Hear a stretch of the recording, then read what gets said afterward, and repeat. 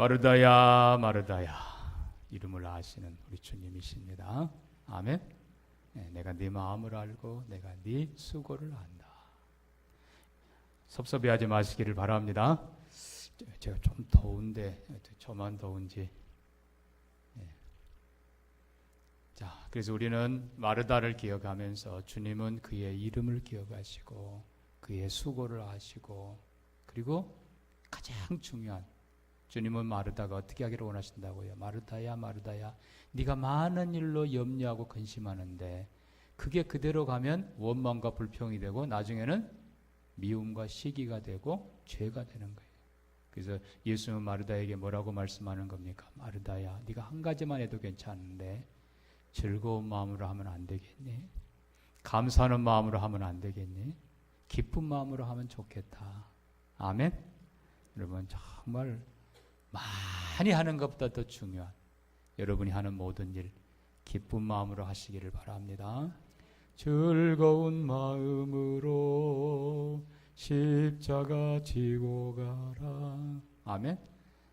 저렇게 수고하는데도 즐거운 마음으로. 여러분, 솔로몬 성전 건축할 때 이제 유대인들의 탈무드에 나온 얘기입니다만은 그런 얘기가 전해 옵니다. 세 사람이 일을 하는데 한 사람은 석수입니다. 돌로 다 다듬는 석수인데 그냥 보니까 오만상을 찡그리면서 일을 하는 거예요. 그래서 책임자가 묻습니다. 자네는 왜 그렇게 온 얼굴을 찡그리면서 일을 하는가? 그랬더니 이 뙤약볕 아래서 들판에서 이 짓을 한다고 원망을 하는 거예요. 또 목수가 그냥 다듬는데 이 목수, 이 사람 보니까 그냥 완전히 얼굴이 굳어 있습니다. 상은 아니지만 그냥 뭐 말 한마디 없이 그냥. 그래서 자네는 왜 그렇게 굳은 표정으로 일하는가? 목수하는 말. 자식들이 있어서 할 수 없이 일합니다. 근데 허드렛 일하는 어떤 분은 즐겁게 노래하면서 한단 말이에요. 자네는 뭐가 즐거워서 그렇게 하는가? 보아하니 기술도 없고 그냥 제일 힘든 일만 하는 것 같은데. 그랬더니 하는 말이, 제가 하나님의 성전을 짓는데 제가 동참하는데 어찌 행복하지 않습니까? 저는 즐겁습니다. 여러분, 우리의 마음 거기에 달려 있습니다. 여러분, 즐겁게 섬기시기를 바랍니다. 감사하며 섬기시고. 그래서 마르다야 마르다야 책만 긋는 사람들이 아니라, 참 내가 너 보니까 너무 기쁘다. 네가 기도하는 게 기쁘고 봉사하는 게 기쁘고 그렇게 즐거운 마음으로 하니까 나도 행복하다. 마음을 보시는 우리 하나님께서 정말 기뻐하시는 여러분의 삶이 되기를 축복합니다. 자, 우리는 주기도를 살펴보았습니다. 주기도는 그냥 예수님이 딱 만들어준 것이 아니라고 했습니다. 구약에서부터 있었던 것을 주님이 재해석하시고, 살인하지 말라, 너희는 그렇게 들었거니와 나는 너에게 이르노니 형제를 향해서 분노하지도 말고 미련한 놈이라 하지도 말라. 간음하지 말라 하는 말 너희가 들었거니와 나는 너희에게 이르노니 여자를 보고 음욕을 품지 말라. 그래서 예수님은 더 깊은 것을 가르쳐주는 그 산상수훈 안에 이 주기도를 가르쳐줬다고 했습니다. 그래서 구약의 10계명은 한마디로 말하면 하나님 백성의 최하한선이라고 그랬습니다. 법 말 그대로 절대로 어기면 안 된다고 그랬어요. 그래서 하나님 외에 어느 누구도 섬기는 우리가 되지 않기를 바랍니다. 오직 하나님만 섬기고. 그래서 1계명부터 2계명, 3, 4계명 오직 하나님 살아. 그리고 5계명부터 마지막 계명까지 기쁘게 이웃 사랑하는 우리가 되기를 바랍니다. 10계명은 우리의 신앙생활의 하한선, 절대로 무너져서는 안 되는 기초예요, 기본. 그러나 신약의 예수님이 가르친 주기도는 신앙의 뭐라고요? 봉우리입니다. 봉우리. 우리가 늘 기도하고 저 높은 곳을 향하여 우리가 계속 바라보면서 기도하면서 나아가야 될 삶의 목표이며 또 기도의 목표입니다. 여러분, 주기도 잘 이해하시면서 그렇게 기도하는 여러분 되기를, 그렇게 살아가는 여러분 되기를 바랍니다. 자, 그래서 오늘 이제 마지막 시간에는 지난번에 제가 맨 이 첫 단어를 아껴뒀습니다. 누가복음 마태복음에는 하늘에 계신 우리 아버지여라고 되어 있는데 누가복음 뭐라고 되어 있다고요? 아버지여라고 한 단어만 딱 되어 있어요. 아버지여. 그런데 오늘 우리가 읽은 누가복음 11장 조금 더 가서 같은 장입니다. 더 가서 13절에 예수님은 너희가 악할지라도 자식에게 좋은 것을 줄 줄 알거든 하물며 너희 누구라고요? 하늘 아버지께서 구하는 자에게 마태복음에는 좋은 것을 주시지 않겠느냐? 누가복음에는 성령을 주시지 않겠느냐? 그래서 결국 이제 강조가 누가복음에는요, 이제는 하늘 아버지, 이 좋은 아버지를 소개하는 것입니다. 여러분, 자, 우리는 누가복음 보면 제가 늘 얘기합니다만 누가는 헬라 사람이라고 그랬습니다. 이방인입니다. 또 누가는 역사가예요. 또 누가는 의사입니다. 그 제가 가장 좋아하는 또 하나의 타이틀이 있습니다. 크리스찬 휴머니스트. 정말 누가는 선한 사람이고 좋은 사람입니다. 이 누가는요, 우리가 누가복음 1장을 딱 펴면은 아들이 없어, 자녀가 없어 오랜 기간 동안 기도하던 제사장 한 사람이 등장합니다. 누굴까요? 누가복음 1장에 나오는 컨닝해도 괜찮아요. 누가복음 1장에 누가 등장할까요? 사가랴라는 제사장이 등장합니다. 의로운 사람. 옛날에는요, 나이 많을 때까지 자녀가 없으면 유대인들도 그랬어요. 유대인들도 다른 여자 얻었어요. 자녀 얻으려고. 근데 이 사가랴는 자녀가 없지만 하나님께 오래 기도하면서 율법의 흠 없이 하나님 바라보면서 끝까지 그 아내를 사랑하며 살아오는 한 사람이 있습니다. 누구라고요?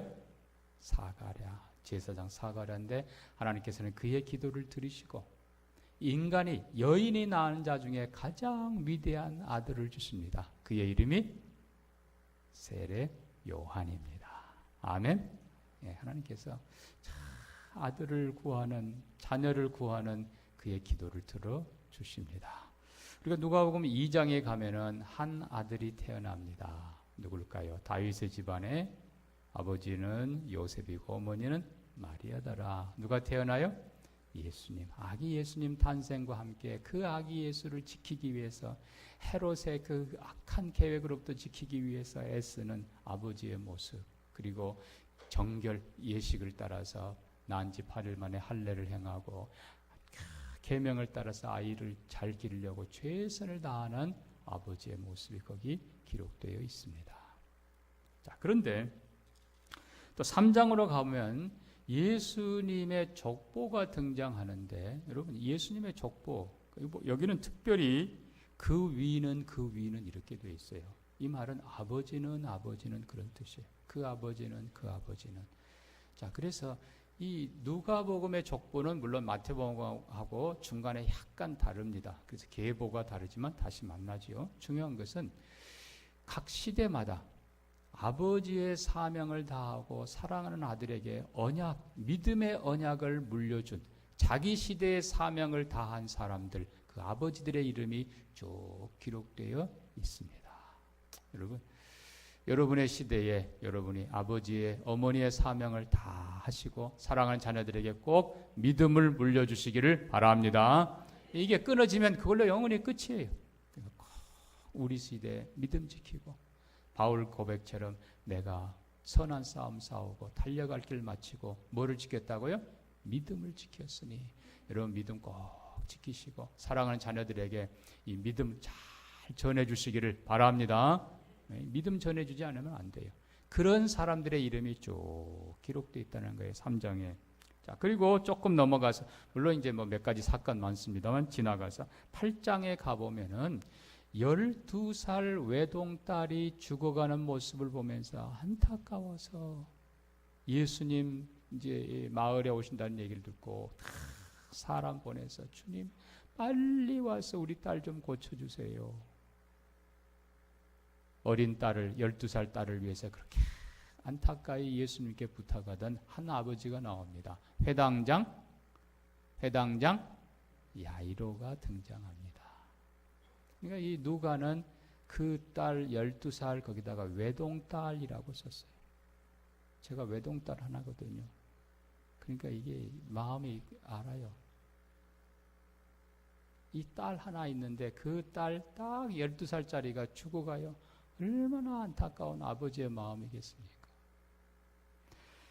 자, 그런데 또 9장에 가면은 한 아버지가 또 나옵니다. 귀신 들린 아들을 둔 아버지예요.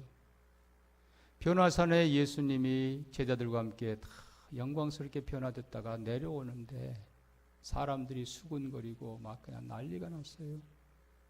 어떤 남자가 달려와서 예수님 발 앞에 무릎을 꿇습니다. 선생님, 내 아들 좀 살려주십시오. 귀신 들려. 귀신이 불에도 넘어뜨리고 물에도 넘어뜨려서 몸이 만신창입니다. 너무 불쌍해요. 내 아이 좀 고쳐주세요. 예수님 발 앞에 와서 그냥 제자들에게 부탁했는데 못하더이다. 예수님이 믿는 자에는 능치 못하는 힘이 없느니라. 내가 믿나이다. 내 아들 좀 고쳐주세요. 예수님 발 앞에 그렇게 엎드려 간절히 구하던 한 아버지가 보입니다. 자, 그런데 오늘 우리가 본문, 그게 이제 9장의 사건이란 말이에요. 근데 11장에 가면은 예수님은, 자, 13절에 너희가 뭐 할지라도 악할지라도 라고 선언해 버립니다. 아니, 사가랴가 뭐 악해요? 해당장 야이로가 왜 악해요? 귀신 들린 아들을 둔 그 아버지 그냥 부끄러움 없이 그냥 예수님 발 앞에 예수님 옷자락 들고 살려주세요, 도와주세요. 그 왜 악하냐고요. 근데 예수님은 이런 지하에 아버지들을 향해서 너희가 뭐라고요? 악하다고 선언해 버리십니다. 물론 하늘 아버지에 비하면 악한 것이죠. 그러나 우리가 이 부분 다시 봐야 됩니다. 아니, 거기다가 문장이 너희가 악할지라도 자식에게 좋은 것을 줄 줄 알거든. 아니, 자식에게 좋은 것 주는 악한 아버지가 세상에 어디 있어요? 이거는 논리적으로도 안 맞고 앞에 있는 사건하고도 안 맞는 거예요. 근데 예수님은 그냥 너희는 악하다라고 선언해 버린 거예요. 이거는 엄청난 모독입니다. 여러분, 우리 모두를 향한 엄청난 선언이에요. 그러나 우리가 기억해야 됩니다. 왜 예수님은 아버지들을 향해서 너희가 악할지라도 너희가 악하다라고 선언하셨는가? 우리가 잘 기억해야 됩니다. 잘 이해해야 돼요. 첫째로 우리는 예수님께서 아버지들의 욕심 그리고 아버지들의 그 무지를 책망하는 말씀인 것을 기억해야 됩니다. 자, 먼저 우리가 무지부터 한번 봅시다. 자식에게 뭘 주려고 해요? 좋은 거 주려고 해요. 예, 잘 먹이려고 하고 잘 입히려고 하고 잘해주려고. 그래서 얼마 전에 TV에 보니까 세상에 8살짜리 여자애인데 학원을 8군데 다녀요. 학원을 8군데 다녀요. 그러니까 아빠는 그냥 너무 안쓰러우니까 그냥 방에 들어가 버렸는데 엄마가 애 밥 먹는 저녁 밥 먹는 그 시간에 너 한문 숙제 했어? 뭐 영어 했어? 야, 애를 잡는 거예요, 잡는 거예요. 자, 중요한 건 이 땅의 모든 아버지들은 자기 자녀들을 잘해주고 싶지만 모든 어머니들은 자기 자녀들에게 좋은 걸 주고 싶지만 정말 무엇이 좋은 것인 줄을 모른다는 것입니다. 그저 좋은 것 먹이고 좋은 옷 입히면 그게 전부라고 생각하는 그 부모들이 불쌍한 거예요. 자, 여러분 아이들에게 우리 아이에게 특별한 것 좋은 것 예를 들어 입혔다 그럽시다. 미안하지만 학교 가면 그 아이 때문에 다른 아이들이 얼마나 괴로운지 모릅니다. 다른 아이들 비참하게 만드는 거예요. 내 아이만 비싼 거 사주면 다른 아이들은 다 비참해지는 겁니다. 그건 잘못하는 거예요.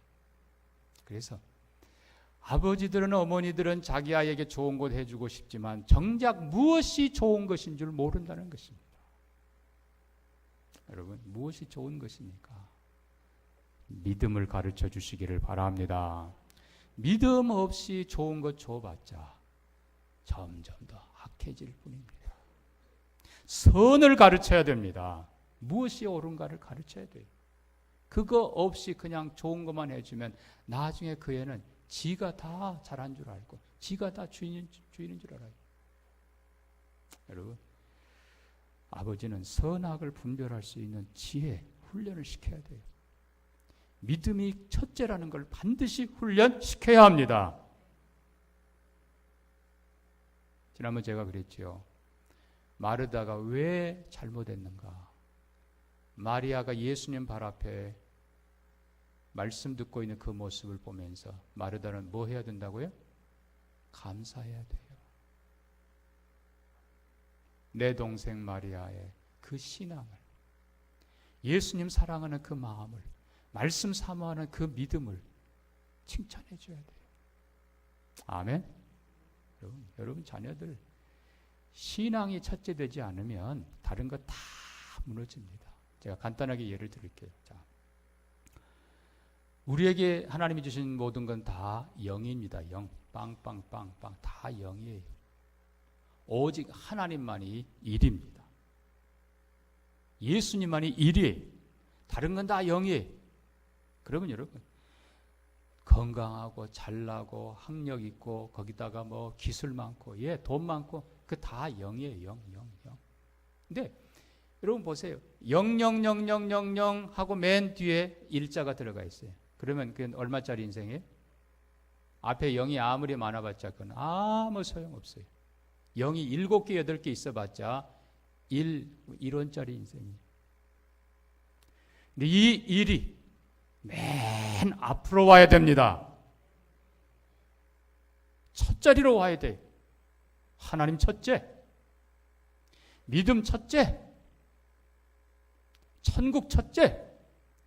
1이 첫 자리로 오면 그 다음에 있는 모든 영들은 다 가치가 있는 것입니다. 1000만, 100만, 1억의 가치를 가진 사람으로 살아가는 것입니다. 아무리 건강하고 아무리 잘났다 해도 하나님이 맨 뒷자리에 있는 사람은 1원짜리 인생, 하나님 보시기에 1원짜리 인생에 불과해요. 아니, 하나님 일마저 없는 사람은 미안하지만 빵빵빵빵 아무것도 아니에요. 그래. 자녀들에게 하나님이 첫째인 것을 가르쳐 주시기를 바랍니다. 자녀들에게 무엇이 선인가를 가르쳐 주시기를 바랍니다. 자녀들에게 어떻게 살아야 되는가를 가르쳐 줘야 돼요. 자녀들에게 무엇을 해야 되는가, 왜 해야 되는가를 가르쳐 줘야 돼요. 여러분, 방향, 목적 없이 그냥 열심히 달리면 그게 바보짓입니다. 그게. 목적이 분명하기를 바랍니다. 영원한 하나님 나라를 위하여. 그것이 영원한 거예요. 영원히 가치 있는 거예요. 그래서 방향이 제대로 안 되면 열심히 가면 갈수록 그거는 불행해지는 거예요. 방향이 똑바로 되기를 바랍니다. 문제는 부모들이 자기 자신도 몰라요. 무엇이 좋은가를 모르기 때문에 맨날 우리 아이 건강하게 해주세요. 우리 아이 공부 잘하게 해주세요. 여러분, 부자와 나사로 비유 알잖아요. 부자 얼마나 대단합니까? 근데 부자의 마지막은 어디 갔다고요? 지옥으로 갑니다. 나사로는 아무것도 가진 것 없지만 천사의 손에 들려 어디로 가요? 아브라함의 품으로 들어갑니다. 여러분, 인생은 마지막이 중요한 거예요. 어디로 가느냐가 중요한 거예요. 그래서 우리 자녀들 지옥 자식 만들지 마시기를 바랍니다. 우리 부모님 지옥 가게 만들면 안 됩니다. 자, 중요한 건요. 자, 먼저 우리가 첫째로 무엇이 가장 좋은 것인가? 오늘 본문 다시 13절 가니까요. 하물며 너희 하늘 아버지께서 구하는 자에게 뭐를요? 성령을 주시지 않겠느냐. 똑같은 말씀이 마태복음에서는 구하는 자에게 하늘 아버지께서 좋은 것으로 주시지 않겠느냐. 그 좋은 것이 누가복음에 오니까 뭐라고요? 성령이라는 것입니다. 성령. 여러분, 왜 성령이 중요한가? 성령이 우리로 하나님을 알게 합니다. 성령이 우리로 예수 믿게 만들어 줍니다. 성령이 우리로 깨끗한 사람 되도록 도와주십니다. 성령이 우리로 지혜로운 사람 되게 만들어 주십니다. 성령이 우리로 능력의 사람 되게 만들어 주십니다. 그래서 여러분 자녀 위해 기도할 때 하나님 우리 아이에게 성령으로 축복해 주세요. 그렇게 기도해야 돼요. 여러분 아이가 성령으로, 여러분 세례 요한은요 그의 어머니의 태중에서부터 성령이 충만했다 그랬어요. 하나님이 우리에게 주시는 최고의 좋은 것이 성령입니다. 그러면 여러분들이 자녀를 위해서 무엇을 줄까? 무엇을 기도할까? 뭘 기도하라고요? 성령 주시기를 기도하시기 바랍니다. 하나님 우리 아이 성령으로 충만케 하옵소서. 여러분 그러면 그 아이가요, 그 아이가 가장 지혜로운 아이가 될 것입니다. 선한 아이가 될 것입니다. 그 아이가 믿음이 무엇인가를 알고 하나님이 누군가를 알고 그 안에 예수님이 거하시고 그의 인생이 값진 존귀한 인생이 될 것입니다. 솔직히 여러분들 자녀 성령 충만하도록 얼마나 기도하셨습니까?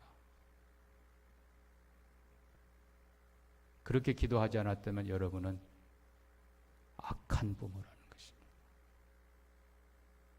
배만 불리게 했고 교만하게만 만들었고 무엇이 선인 줄도 모르게 만들었고. 여러분 하늘 아버지는 가장 좋은 성령 주시는 분이십니다. 그러면 여러분 지금부터라도 악한 아버지가 아니라 정말 지혜로운 부모, 선한 부모가 되기 위해서는 여러분 자녀 위해서 기도할 때 하나님 우리 아이 성령으로 행하게 하옵소서. 성령으로 예배하고 성령으로 공부하고, 아멘. 성령으로. 여러분 에베소서 5장 보면요 술 취하지 말라 이는 방탕한 것이니 오직 성령의 충만을 받으라. 성령 충만 받으면 그 다음에는 가정생활이 행복해집니다. 성령 충만 받으면 사회생활이 행복해집니다. 학생들로 말하면 성령 충만 받으면 공부 잘한다는 거예요. 아멘입니까? 예. 저는 제 기억에 감사하게도요, 제가 고3 시험, 그러니까 이 마지막 시험 준비하는, 입학 시험 준비하는 그때에 제가 하나님의 은혜로, 물론 이제 신학교 가기로 마음 이제 작정을 했으니까도 그렇습니다만, 하나님이 그렇게 기도를 시키시는 거예요. 그래서 12시까지 공부하고 30분 성경 읽으면서 간절히 기도하고 하나님 말씀의 사람 되게 해주세요. 기도하고 잠들고 아침 6시에 일어나서 여러분 그 기간 동안에 하나님께서 제게 주시는 은혜를 말로 다 표현을 못합니다. 저는 갑자기 저희 아버님이 사업에 실패를 하셔가지고 완전히 저를 하나도 도울 수 없었어요. 장학금 받지 않으면 하나님 저는 아무것도 안 됩니다. 하나님 도와주세요. 지혜 주세요. 최선을 다해서 기도하며 공부했습니다. 감사한 건요, 시험 치를 때 제가 조용히 눈을 감고 하나님 도와주세요. 제가 분명히 이거 읽었던 건데 신기합니다, 여러분. 책장이 쫙 넘어가요. 정말 저는 그걸 체험을 했습니다. 책장이 넘어가요. 쫙. 그리고는 그 페이지 그게 보여요. 그게 생각이 나요. 여러분 자녀 공부 잘하기를 원하시지요? 성령 충만 기도하시기를 바랍니다. 성령 함께 하시면 지혜로운 사람 되고, 성령 함께 하시면 강한 자 되고, 성령 함께 하시면 깨끗한 사람 되고, 성령 함께 하시면 하나님이 위대하게 만들어 주십니다. 왜 자꾸 다른 걸 구하느냐고요. 성령 충만하면 탁월하게 잘하게 돼 있어요. 아멘. 아멘. 그래서 여러분 다시 부탁합니다. 악한 부모 되지 마시고, 아이의 배만 불리고 아이에게 못된 것만 가르치는 그런 부모 되지 마시고, 기도하려고 하는데 야 기도는 뭐 기도하지 마. 그러면 악한 부모예요. 기도하고 공부하게 하십시오. 간절히 기도하고 성령님 도와주세요. 여러분 성령은 빛입니다. 우리 안에 마음의 등불을 켜게 해주세요. 성령은 지혜의 영입니다. 우리에게 지혜 주세요. 공부도 더 잘해요. 그리고 무엇이 선인가를 알기 때문에 얼마나 바로 살아가는지 모릅니다. 아멘? 아멘. 정말 여러분 이 첫 번째 거 꼭 부탁합니다. 무엇이 우리 아이에게 가장 좋은 것인가를 기억하고 여러분 자녀들이 성령 충만하도록 성령님이 여러분 자녀를 마음을 삶을 사로잡아 존귀한 자녀로 지혜롭고 바르고 강하고 선하고 하나님의 아름다운 사람으로 살아가도록 기도해 주시기를 바랍니다. 자, 무엇이 이 부모를 이렇게 악하다 평하게 만들었을까요? 사실 욕심입니다. 이 욕심은 엄밀하게 말하면 자녀를 내 아이라고 생각하는 거예요. 내 소유라고 생각하는 거예요. 이게 얼마나 큰 착각인지 아십니까? 여러분, 자녀는 내가 낳았지만 내 소유가 아닙니다. 제가 비유를 하나 드릴까요? 자, 소가 새끼를 낳았습니다. 그 송아지는 누가 주인일까요? 지 엄마예요? 아니면 사람이에요? 지 엄마잖아요. 물론 지금은 없어졌습니다만 노예 제도를 생각해 보십시오. 노예가 자녀를 낳았어요. 그럼 그 자녀는 아버지 소유예요? 주인 소유예요? 주인 소유입니다. 여러분, 자녀는 하나님의 기업입니다. 부모를 통해서 하나님이 자녀를 주시지만 하나님은 모든 영혼의 아버지이십니다. 하나님은 모든 사람의 주인이십니다. 그래서 문제는 내 소유라고 생각하니까 여기서 온갖 악한 것이 나오는 것입니다. 내 마음대로 하는 것도 악한 것이고 반대로 그냥 지 애가 원하는 대로 막 뒤치다거리 하는 이것도 악한 것이. 자녀는 하나님의 소유입니다. 저는 제 아이 그냥 캐나다에 놔두고 12년 전에 동명교회 부름받고 왔습니다. 이제 대학생 된 지 얼마 안 되는데 꼭 안아주면서 우리의 이름이 샤론입니다. 샤론아, 너는 하나님의 딸이야. 아빠 알았어. 여러분, 여러분의 자녀가 너는 내 딸이라가 아니라 너는 하나님의 딸이야. 아멘? 너는 하나님의 자녀야. 여러분, 하나님의 것임을 분명히 하시기를 바랍니다. 왜요? 미안하지만요, 부모가 자녀 제일 몰라요. 부모 앞에서는 자녀가요 완전히 다른 코드로 살아갑니다. 밖에 가면 전혀 딴애예요. 나중에 우리 애가 어떻게 못된 친구를 만나서 아니에요. 그 아이 속에 그런 기질이 다 있는 거예요. 어떻게 보면 내 아이가 앞장서서 못된 짓 하는지도 몰라요. 여러분, 분명히 아셔야 됩니다. 우리 아이 재능, 은사 누가 주셨어요? 하나님이 주셨습니다. 하나님은 우리 아이들이 그의 재능과 은사를 펼치면서 존귀하게 살기를 원하십니다. 부모 욕심으로 내가 사법고시 떨어졌는데 니는 기어이 해봐라. 저희 교회도요, 사법고시 고시 해가지고 나이 40, 쉬운 다 돼가는데 지금도 총각으로 늙어가는 사람들이 몇이나 있어요. 부모 욕심이 자녀를 이렇게 비참하게 만드는 것입니다. 악한 거예요. 하나님이 내게 주신 재능, 실은요 우리가 좀 어렸을 때 여러 가지 시킬 필요는 있습니다. 그래서 옛날에는 회당에서 그렇게 했습니다. 유대인 회당에서는 6살까지는 이제 부모가 가르치고 6살부터 12살까지는 회당에 모여서 다양한 걸 가르쳤어요. 세마는 것도, 노래하는 것도, 그 다음에 또 춤추는 것, 그리고 요리하는 것, 하여튼 뭐 다양한 걸 가르쳐요. 그렇게 해서 12살이 되고 13살 될 때는 랍비하고 부모하고 아이하고 같이 이 아이의 재능이 뭐고, 이 아이는 뭘 잘하고, 이런 걸 파악해서 그 아이의 장래를 이제 결정을 해줍니다. 그러면 랍비가 이 아이는 참 산수, 수학을 좋아합니다. 그러면 그쪽으로 가도록 길을 열어줘요. 또 이 아이는 요리를 참 잘합니다. 그쪽으로 이렇게 해줘요. 여러분, 다시 얘기합니다. 내가 내 아이 재능 다 모릅니다.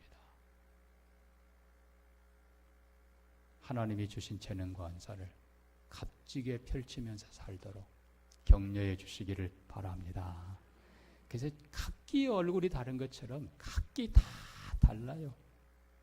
근데 우리는 그냥 이 옆집 누구는 뭘 잘하는데 계속 비교하고 그러다 보니까 조금 잘하면 그냥 우월감에 기고만장하다가 또 조금 잘못하면 열등감에 풀주고 있다가 왜 아이를 그렇게 가르치냐고요. 근본적으로 욕심인데 그 근본이 아이가 내 소유라고 생각하기 때문입니다. 누구의 소유라고요? 하나님의 소유입니다. 하나님의 자녀입니다. 하나님이 책임지시고 하나님이 인도해 주세요. 세 번째, 왜 부모를 향해서 하나님은 너희가 악하다라고 말하는가? 결정적으로 문제입니다. 편애입니다. 편애. 사람들은 자기 닮은 사람을 좋아합니다.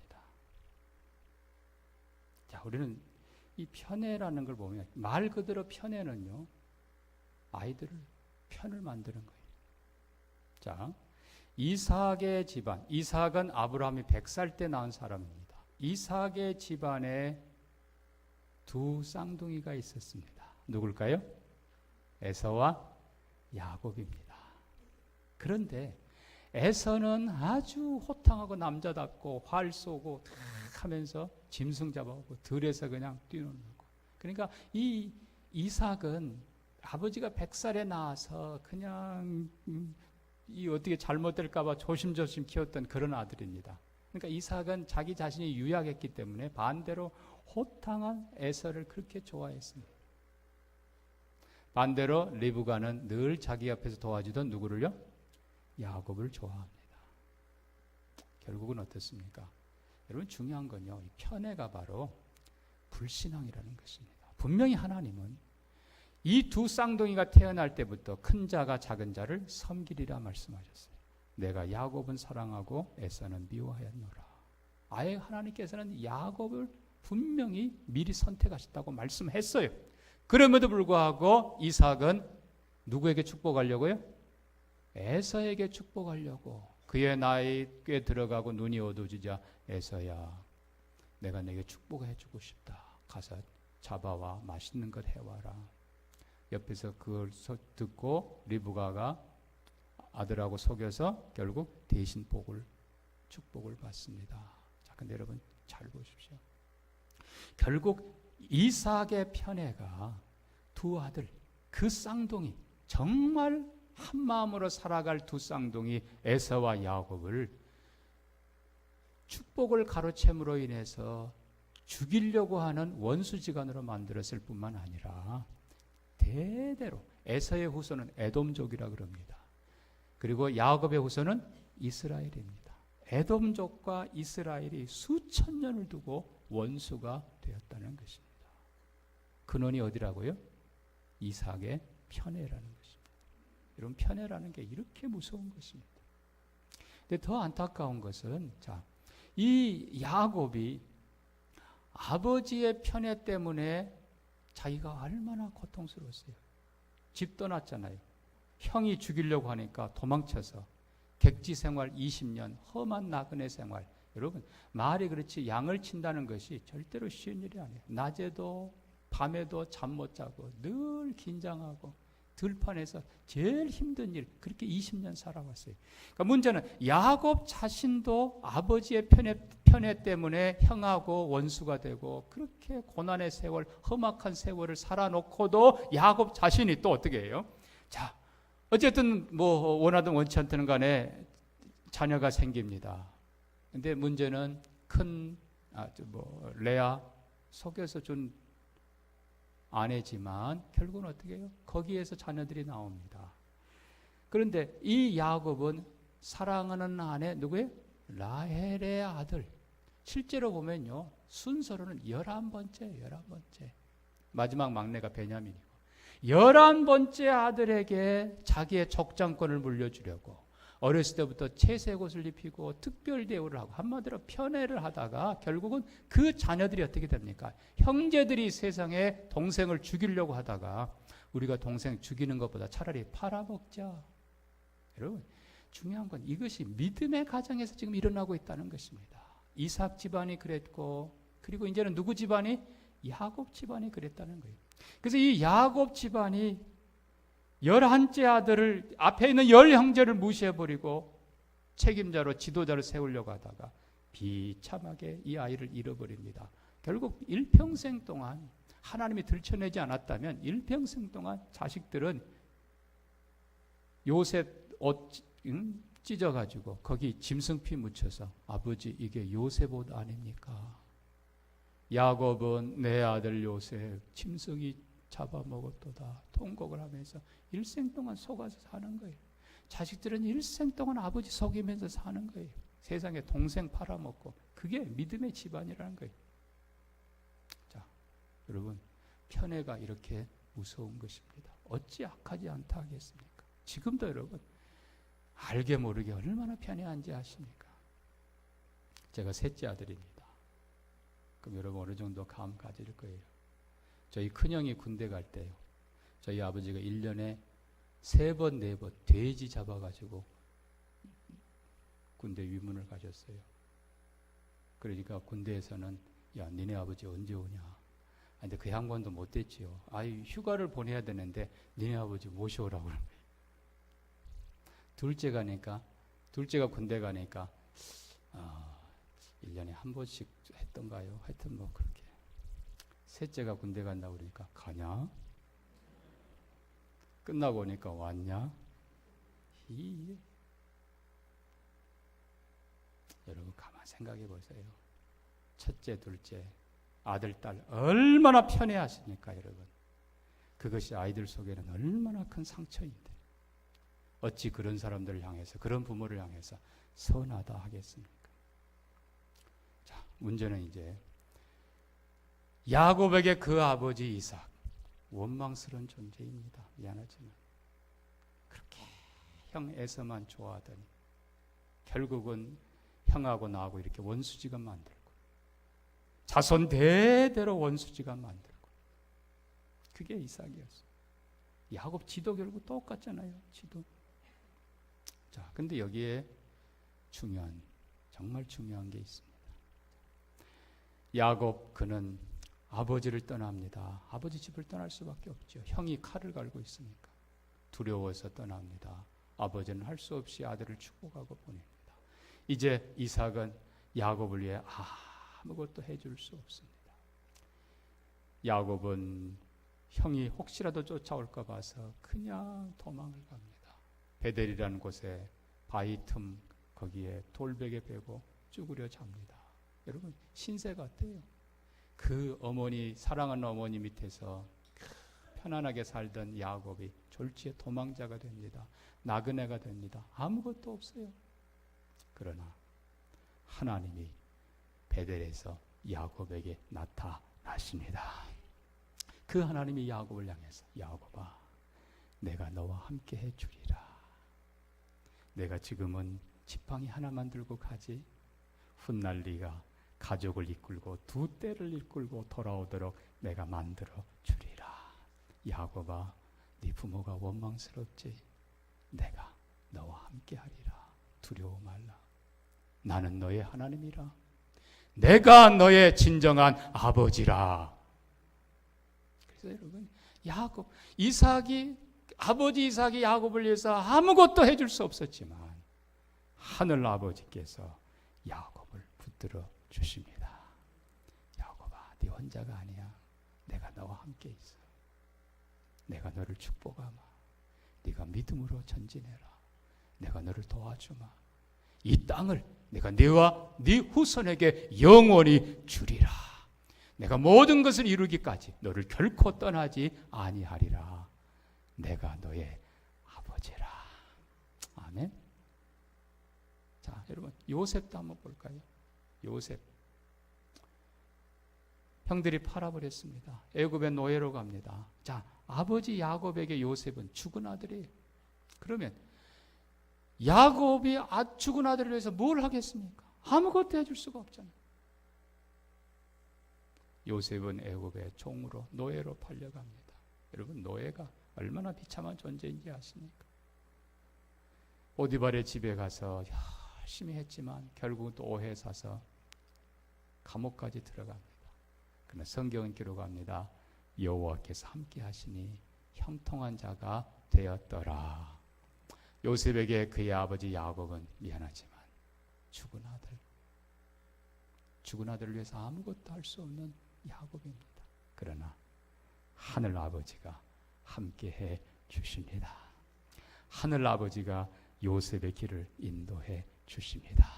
하늘 아버지가 요셉에게 지혜를 주시고 요셉에게 꿈을 해석할 수 있는 능력을 주시고 요셉에게 존귀한 총리 자리에 오르도록 축복해 주시고 7년 대풍년 동안에 곡식을 모으게 하시고 7년 대흉년 애굽만이 아니라 이스라엘 백성들까지 다 구원하게 만들어 주십니다. 훗날 아버지가 돌아가시면서 요셉에게 요셉아 네 형들을 용서하라. 형들이 또 와서 무릎을 꿇습니다.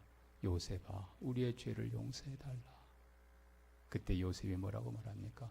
형들이여 형들은 나를 해하라 하였으나 하나님이 그것을 선으로 바꾸사 나를 이 땅에 먼저 보내시고 여러분을 다 구원하게 하셨나이다. 여러분 두려워하지 마소서. 내가 형들과 형들의 자녀들까지 내가 다 기르리이다. 이 기른다라는 말은 아버지가 되겠다는 거예요. 내가 아버지가 되주겠습니다. 왜요? 누가 아버지시니까? 어디 계신 하늘 아버지가 나를 그렇게 하셨던 것처럼 저도 형들의 아이들, 조카들에게 내가 아버지가 되겠습니다. 두려워하지 마소서. 사랑하는 성도 여러분, 그분이 우리 아버지이십니다. 그분이 하늘 아버지.